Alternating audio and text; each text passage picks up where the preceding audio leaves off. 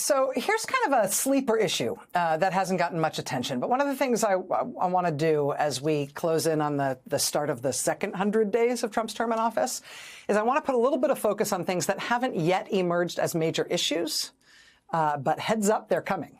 So here's one. You might not have heard anything about it, but this month, President Trump signed what he called a national security presidential memorandum, which declared that extended swaths of 3 contiguous states are all now technically a military base. It's 170 miles long, a long strip of federal land along the southern borders of California, Arizona, and New Mexico. And in this memo, Trump ordered the Pentagon, the Defense Department, to start taking control of this land.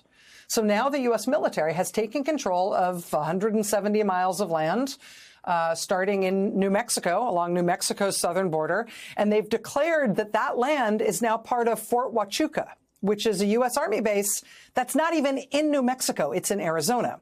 Why would you take 170 miles of land in 3 different states and say all that land is now part of an Army base somewhere very far away?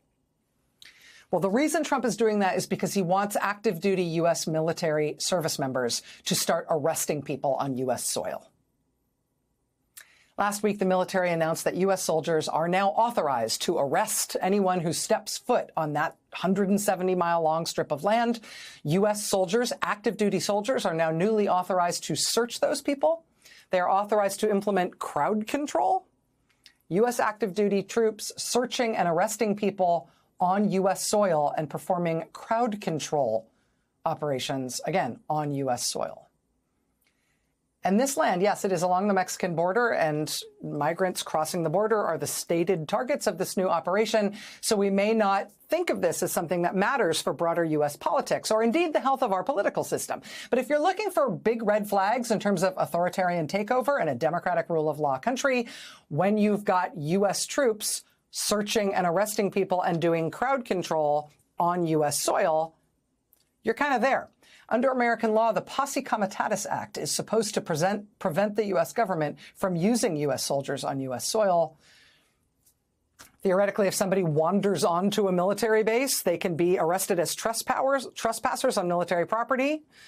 So the idea, I think here, the neat trick that Trump has pulled here is that he's just turned hundreds of miles of American soil into what is technically a military base. And so, hey, presto, that's one neat trick to give the U.S. military the power to search and arrest people on U.S. soil. And right now, they are only doing it at the edges, literally the physical edges of our country. But that is how you start. Donald Trump, quietly, has now declared that on a 170-mile strip of land across 3 different states, active duty U.S. soldiers now have the authority to arrest and search people. Active duty U.S. troops doing that on U.S. soil. Liza Goitein and Joseph Nunn at the Brennan Center for Justice tonight are calling this a slippery slope, saying, quote, if soldiers are allowed to take on domestic policing roles at the border, it may become easier to justify uses of the military in the U.S. interior in the future. Our nation's founders warned against the dangers of an army turned inward, which can all too easily be turned into an instrument of tyranny.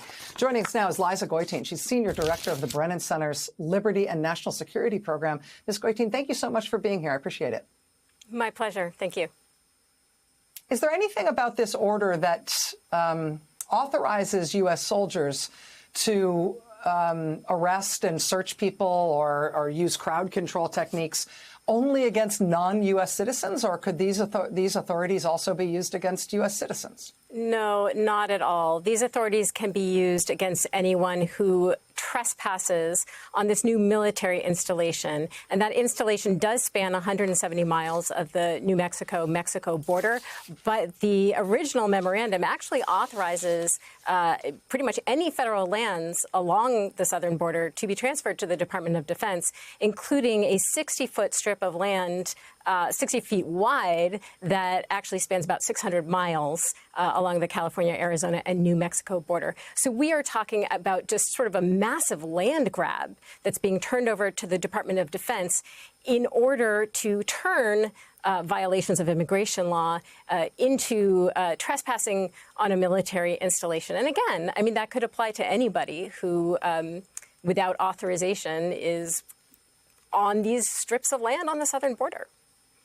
Yeah, I mean, I happen to think that the territorial boundaries of the United States extend all the way to the border, not just near them. And so the idea that U.S. soldiers are operating on U.S. soil with policing powers, to me, feels like every red flag in the world is kind of going off for me. I mean, we do have U.S. soldiers deployed to the border sort of all the time, acting in a support role to Customs and Border Protection. But this is a qualitatively different legal authority, right? Absolutely, absolutely. I mean, what is happening here is an attempt to evade the laws passed by Congress and to usurp congressional authority, starting with the Posse Comitatus Act. And that law, as you mentioned, normally prohibits federal armed forces from engaging in these core law enforcement activities, things like arrests and searches and detentions. Now, courts have held that the military can provide indirect logistical support to law enforcement. That's what's been happening at the border for the last 20 years. But this is qualitatively different. It steps over that line. And that line between the military and civilian government is one of the most important safeguards that we have for personal liberty and for democracy. Because, you know, as Joseph and I said in our piece, an army turned inward can very quickly become an instrument of tyranny. And we have seen that in countries all over the world. So this is very different from what we have seen before. And it is an attempt to get around the Posse Comitatus Act, which ordinarily requires Congress to authorize these types of activities anywhere in the country.